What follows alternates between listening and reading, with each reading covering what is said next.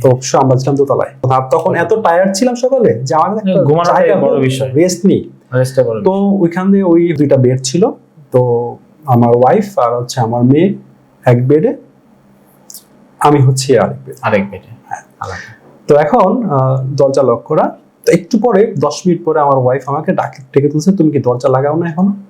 তাই বলছি আমি তো দরজা লাগাইছি। দরজা তো খোলা।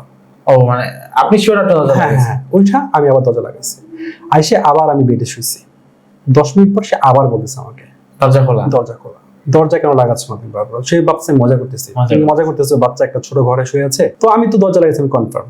তো ও বিরক্ত হয়ে করছে কি, দরজা লাগায়ে ওই দরজার পাশেই বালিশ রেখে শুয়ে আছেন। তুমি দরজা কিভাবে খুলো? আমাকে বলতেছে তুমি শুয়ে থাকো। তো ও শুয়ে আছে, তারপরে দরজা খুলে একটু পরে আবার দেখে দরজা খোলা। ও বেড, ও হচ্ছে দরজার সাথে দরজা মানে ওই তো দরজা লক করাই ছিল, লক করা সিকিউরিটি আছে, দেন দরজা খোলা। এবার ও ভয় পেয়ে গেছে। ভয় পেয়ে ও বেডে শুয়েছে, শুয়ে বলতেছে যে তুমি ইয়া করো, ওই একটু দেখো তো ঘটনা কি। তো আমিও তখনও জানি না আসলে কি হইতেছে। তো আমি প্রথম ভাবতেছি ও আমার সাথে মজা করছে, ও আমি হচ্ছে ও সাই মজা করতেছে। তো ও করছে কি, ও বেডে গিয়ে শুয়েছে। শোয়ার পরে তো আমি বলছি ঠিক আছে, আমি নিজে দেখতেছি কি হইতো, তোমরা ঘুমাও। খুব টায়ার্ড ছিলাম, মানে প্রচন্ড গরম। তো একটু পরে ও একদম লাফ দিয়ে চিৎকার করে উঠছে যে জানলা দিয়ে ওর হাত কেউ টানতেছে। তো অবশ্যই আমরা ছিলাম দোতলায়। পুরোপুরি একটা ভৌতিক হইতেই পারে, মানে ভৌতিক নাকি জানি না, অদ্ভুত ঘটনা ঘটছে।